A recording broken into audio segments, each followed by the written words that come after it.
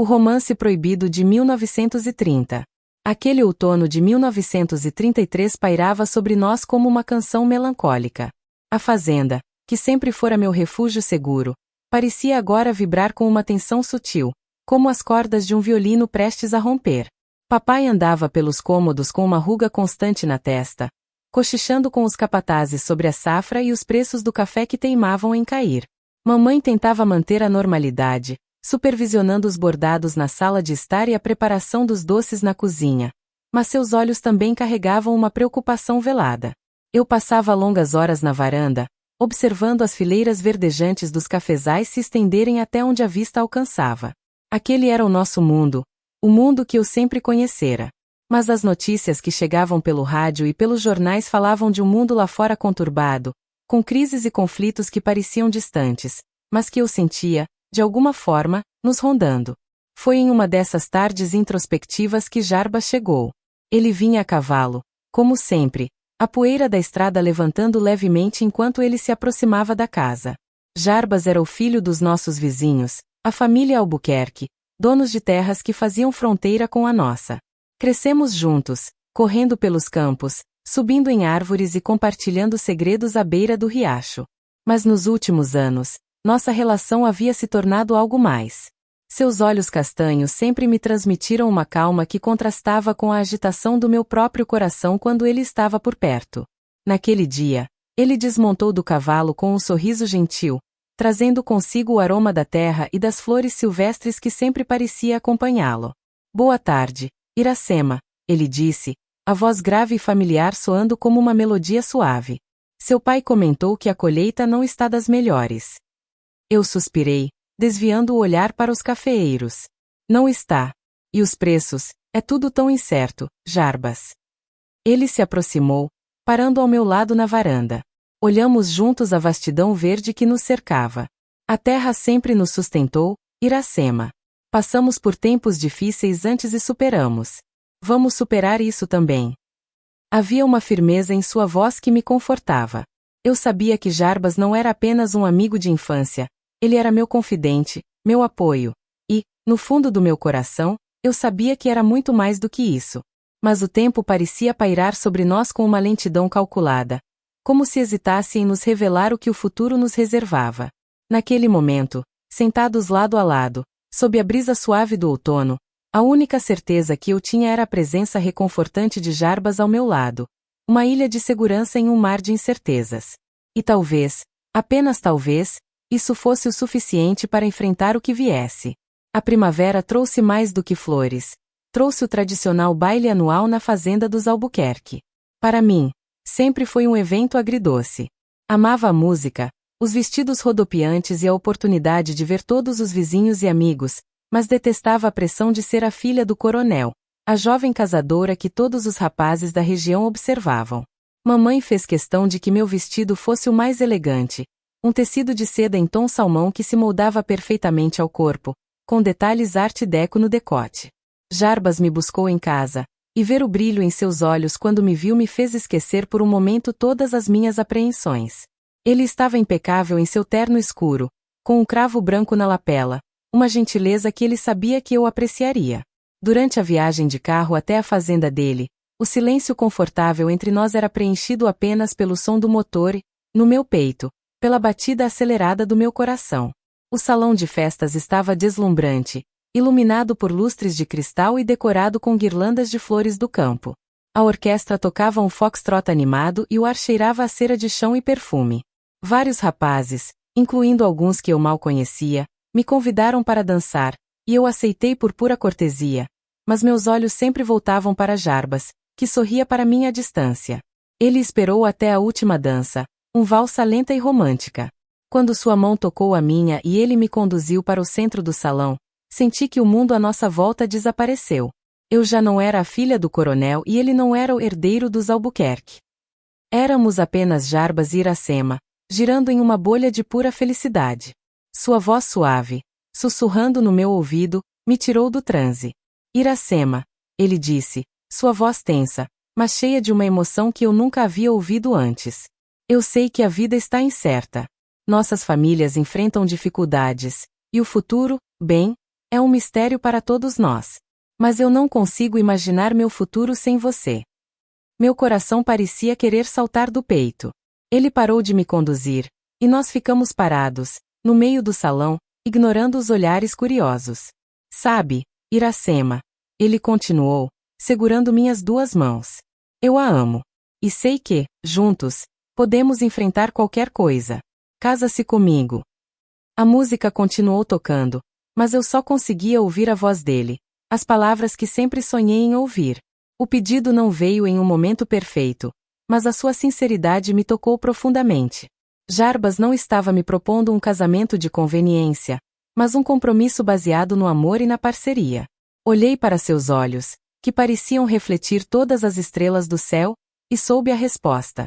Com um sorriso largo e sincero, eu respondi. Sim, Jarbas, sim. No meio do salão, sob os olhares de todos, ele me abraçou com uma força que me fez sentir segura. Aquele baile não era mais um evento social, mas o início da nossa história. A notícia de nosso noivado se espalhou como um vento de primavera. A reação foi, em sua maior parte, de alegria. Nossas famílias, que sempre foram unidas, comemoraram a união, vendo-a como um elo que fortaleceria ainda mais nossas terras e nossa tradição. Para mim, a felicidade era quase palpável, e eu me permitia sonhar com uma vida simples, mas plena, ao lado de Jarbas. No entanto, nem todos os olhares eram de aprovação. Havia Dona Clementina, uma vizinha de terras menores, mas de olhos tão afiados quanto a ponta de uma agulha. Ela e sua filha, Rosalina, sempre pareceram nos observar com uma inveja mal disfarçada. Rosalina, em particular, sempre teve uma predileção por Jarbas, uma que eu fingia não notar, mas que sentia como uma fisgada incômoda.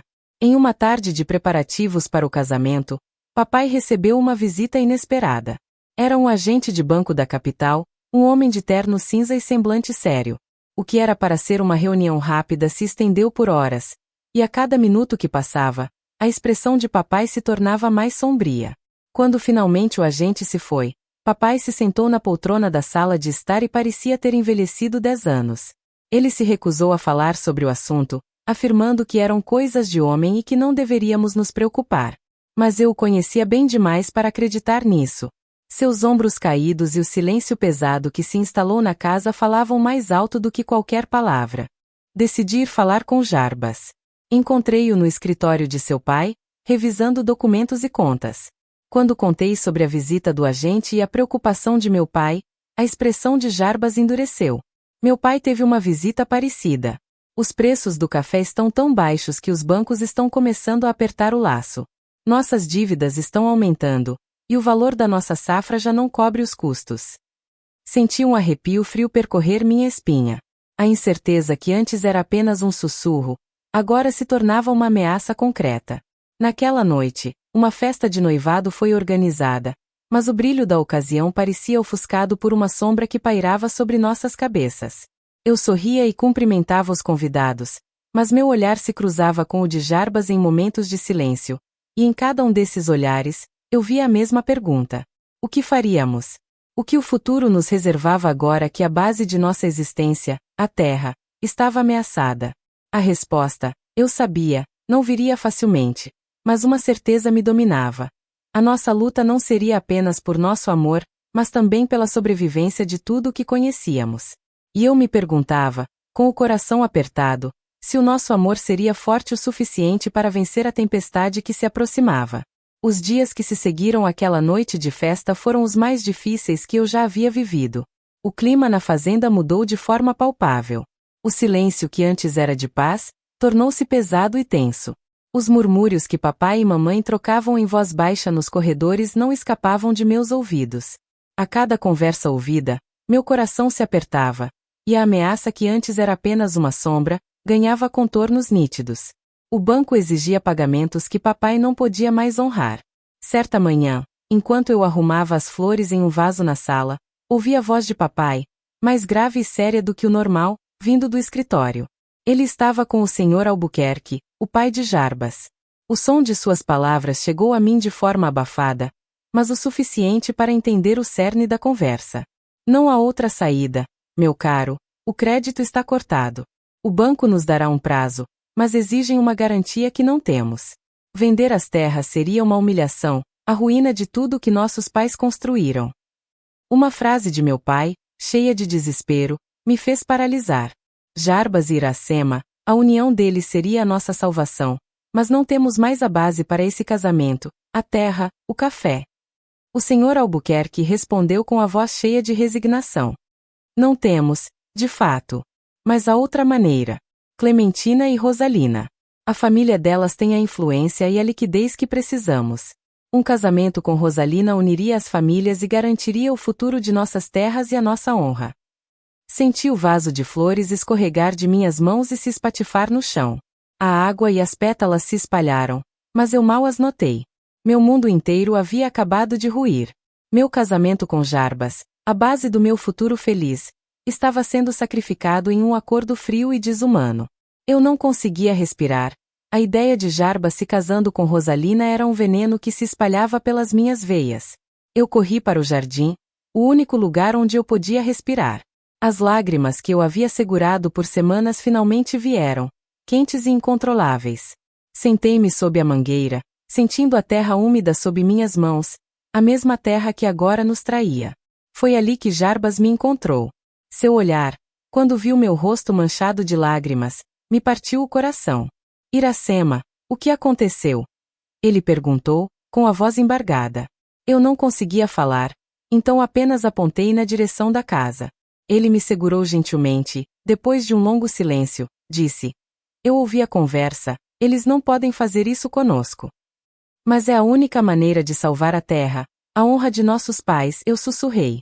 Nós seremos a garantia, Jarbas, o preço de nossa família. Ele me segurou firme e olhou nos meus olhos com uma intensidade que fez meu coração doer. Não.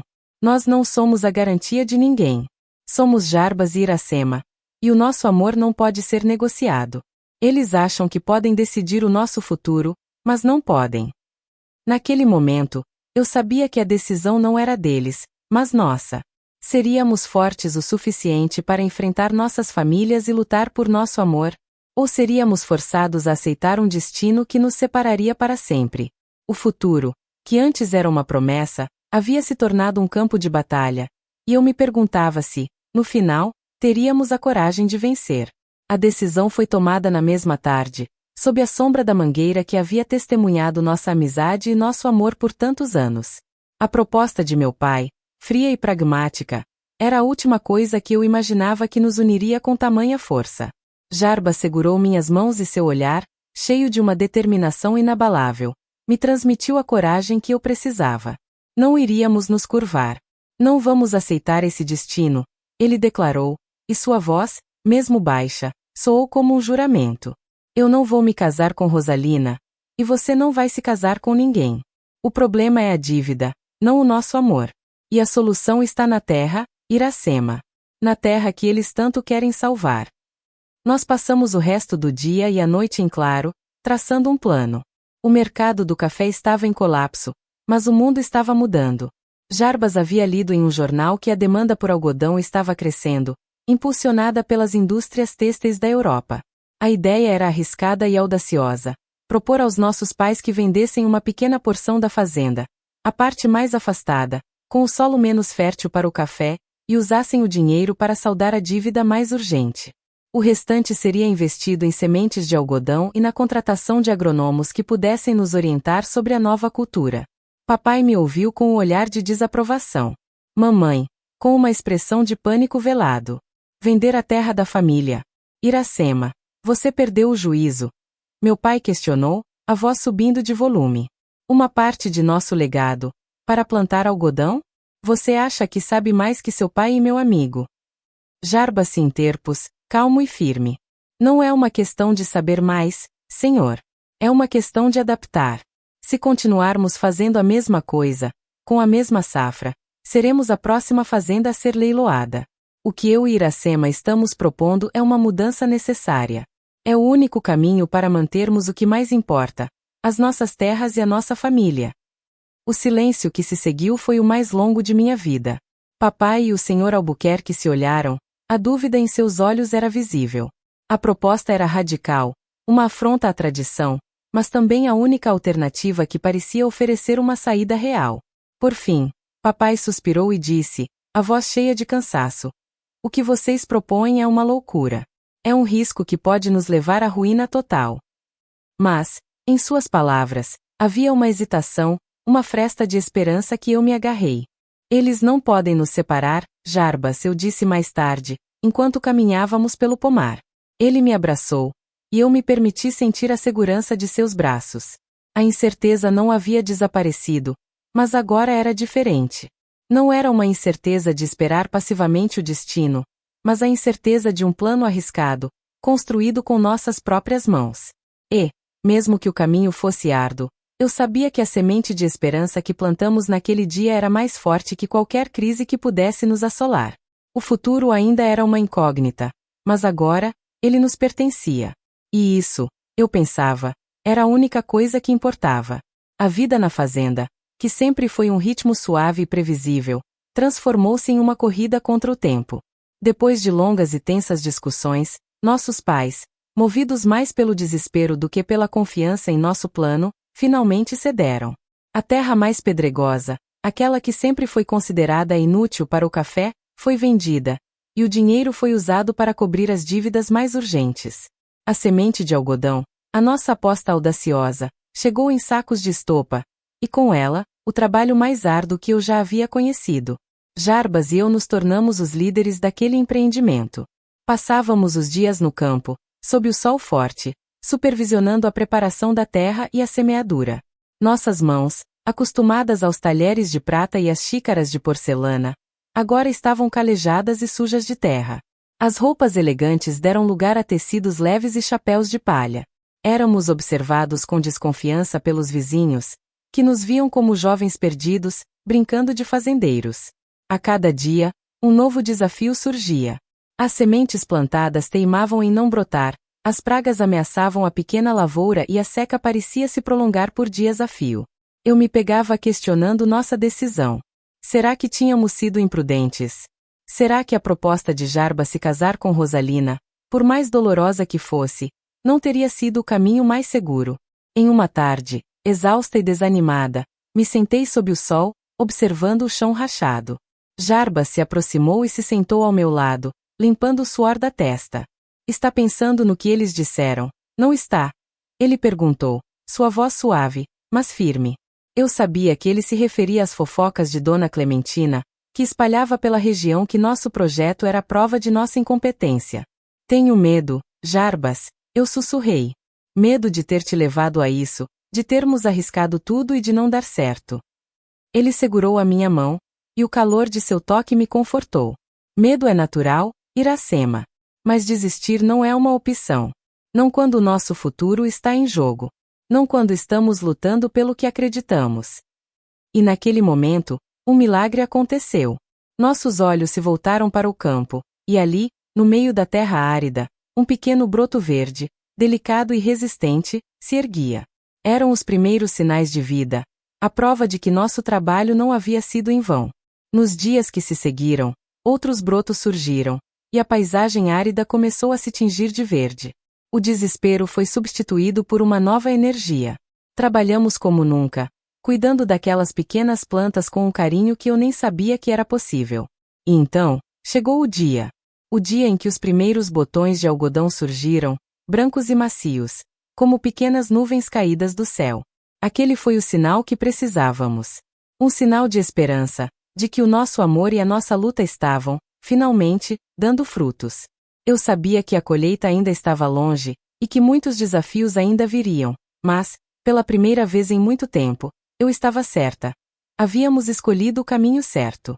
O ar do campo, que por tanto tempo cheirou a café e incerteza, finalmente exalava o perfume do sucesso. O dia da colheita do algodão chegou, e o que antes era um solo árido e improdutivo, agora parecia coberto por um manto branco e macio, um tesouro tecido pela nossa esperança e trabalho duro. Nossas mãos, agora calejadas, não se importavam com a aspereza do algodão que colhíamos. Cada flor era uma vitória, uma resposta a todos aqueles que duvidaram de nós. O primeiro caminhão, carregado até a borda com fardos de algodão, partiu para a capital. Papai e o Sr. Albuquerque, com as testas menos franzidas e os sorrisos mais largos, observavam a cena, uma mistura de alívio e orgulho em seus olhos. A venda do algodão superou todas as nossas expectativas. O preço era excelente, a demanda, alta. Não apenas pagamos todas as dívidas, como ainda sobrou o suficiente para investir nas fazendas e em novas tecnologias. Dona Clementina e Rosalina, que nos observavam à distância, logo se calaram. Sua própria fazenda, monocultora e dependente do café, não estava em situação melhor. A ruína que previram para nós se tornou a sua própria realidade, mas a nossa vitória não era sobre a derrota delas. Era sobre a nossa capacidade de nos reinventar e de acreditar no que tínhamos. O casamento, que havia sido adiado por tanto tempo, finalmente foi marcado. Não era mais um casamento para salvar a honra ou o dinheiro das famílias, mas uma celebração de um amor que sobreviveu à tempestade. No dia do meu casamento, ao lado de Jarbas, eu não era apenas Iracema, a filha do coronel, mas Iracema, a mulher que lutou e venceu. Jarbas, em seu terno impecável, me esperava no altar, e seus olhos, que sempre me transmitiram calma, agora brilhavam com uma felicidade pura e incontida. Minha mão, que agora conhecia a dureza do campo, se encaixou perfeitamente na dele. Ele me beijou com a mesma certeza com a qual juramos nosso amor sob a mangueira. Nossa vida não se tornou um conto de fadas. O trabalho continuou. As incertezas do mundo lá fora ainda existiam. Mas tínhamos uma nova base, sólida e inabalável. Uma base construída na parceria, na confiança e no amor. E, na última página da nossa história, não havia mais medo do futuro, pois sabíamos que, juntos, poderíamos enfrentar qualquer coisa. A nossa história não era apenas sobre o amor de Jarbas e Iracema, mas sobre a coragem de um novo tempo, onde o destino era, finalmente, nosso. E assim termina a nossa história por hoje. Mas muitas outras narrativas incríveis estão por vir. Se você adorou acompanhar o romance de Iracema e Jarbas e quer fazer parte do início do nosso canal, não deixe de se inscrever. Sua inscrição é o nosso maior incentivo para continuar trazendo histórias que tocam o coração.